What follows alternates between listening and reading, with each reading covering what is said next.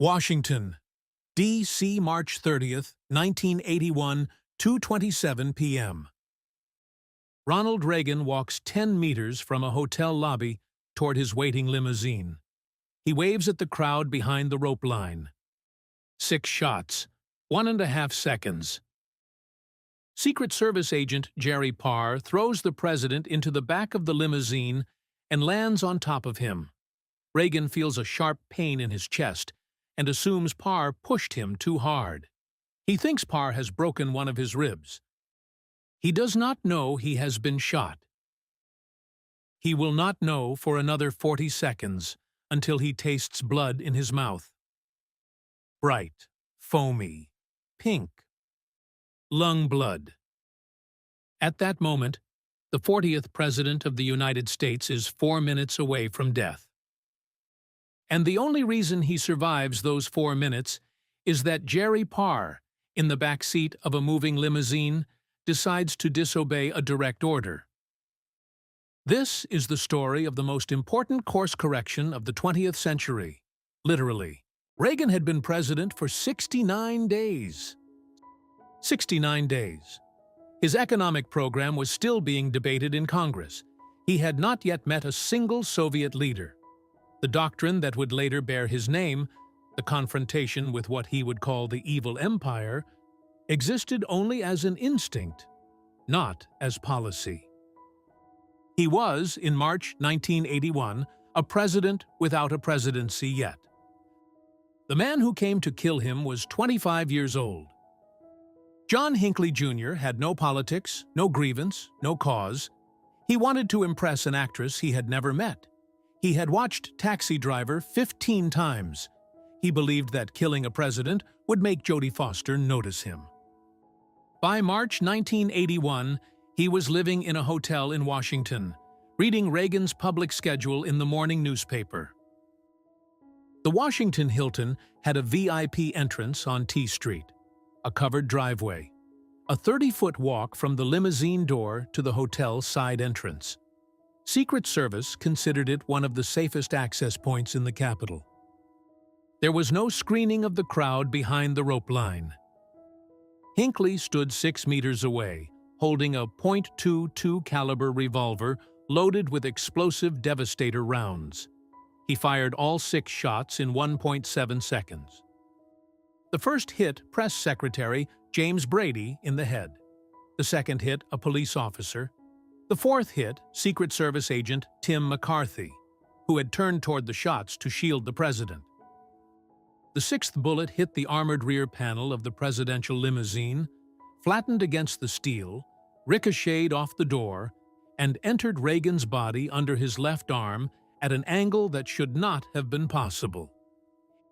It stopped less than 1 inch from his heart. What happens next is not what most people remember. Most people remember Reagan walking into George Washington Hospital under his own power, joking with the surgeons. "Honey, I forgot to duck." The cheerful president refusing to be defeated. That image is real, but it is a performance, and it nearly killed him. Inside the limousine, Jerry Parr had shouted at the driver, "Rawhide is okay. We're going to Crown." Crown was the code name for the White House. In a security emergency, the president goes to the most secure location available. The White House has a fully equipped medical facility. It is the safest place in Washington. That was the standing protocol. But Reagan was pale. His lips were turning gray. He was having trouble breathing, and he could not explain why. "Jerry," he said, "I think you broke my rib." Parr ran his hands over Reagan's chest looking for the break. He found nothing, no wound, no entry point, nothing. Then Reagan coughed. The blood on his lips was bright red, frothy. Parr had no medical training, but every Secret Service agent is taught one thing about trauma. Frothy red blood means a punctured lung.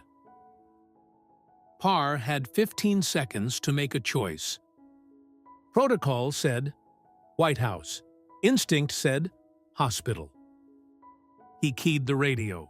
"We're going to GW, George Washington University Hospital, 6 blocks away, 2 minutes."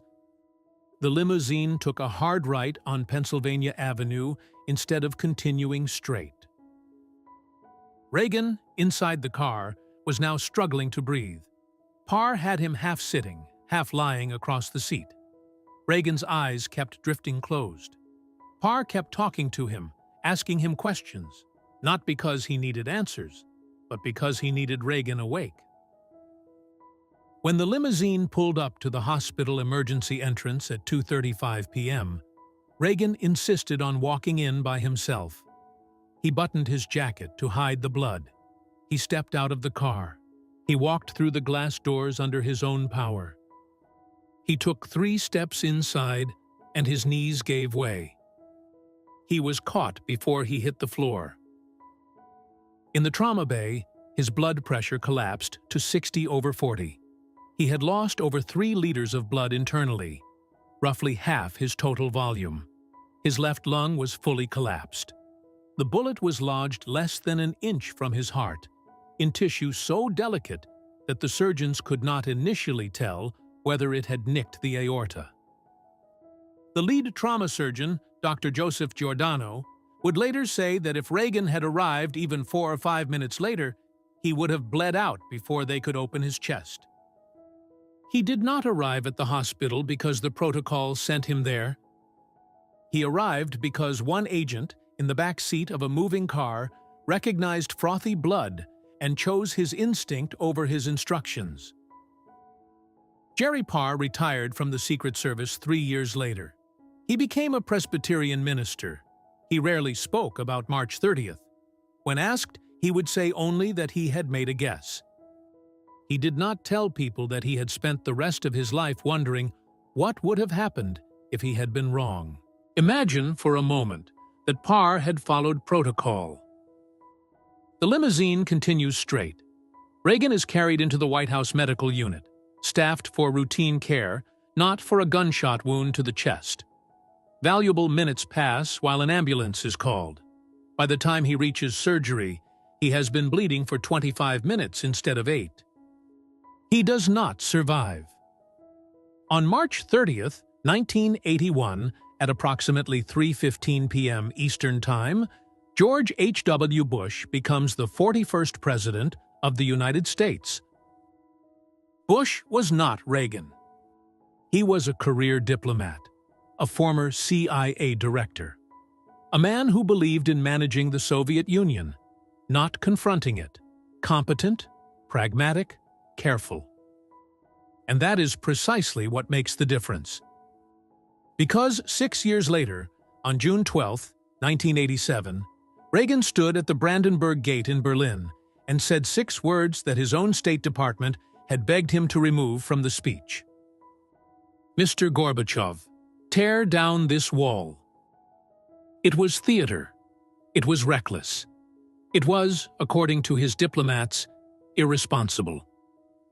It was also the single moment that told every dissident behind the Iron Curtain that the West was not going to negotiate with their captors anymore. Bush would never have said it. Bush would have negotiated. Bush would have managed. And perhaps, in a decade, he would have managed the Soviet Union into a slower, quieter collapse. But the wall does not fall on November 9, 1989. The East Germans do not rush the checkpoints because a cautious president in Washington has been sending cautious signals for 8 years. Gorbachev faces no external pressure to move faster than his hardliners will allow. The hardliners, the same men who would launch the August 1991 coup in our timeline, remain confident, organized, unchallenged.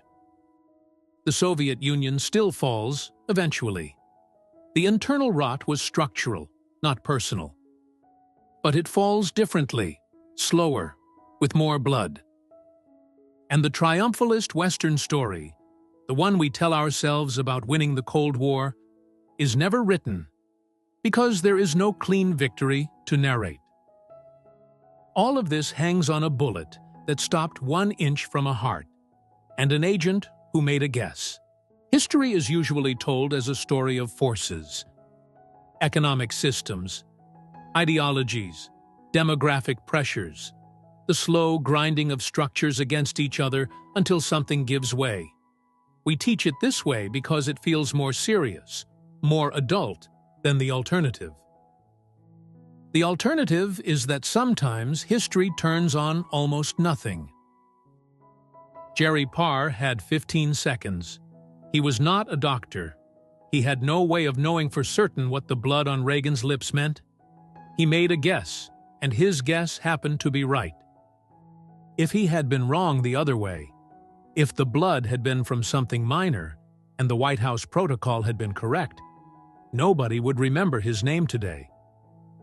If his guess had gone the other direction, we would live in a different world.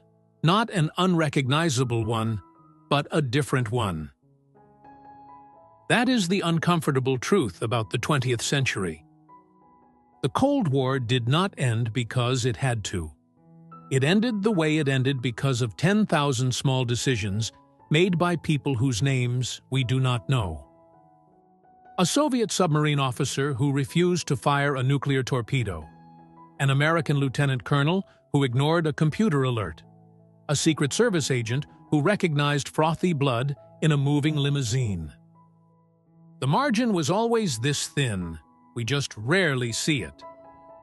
One agent, one radio call, one right turn instead of straight.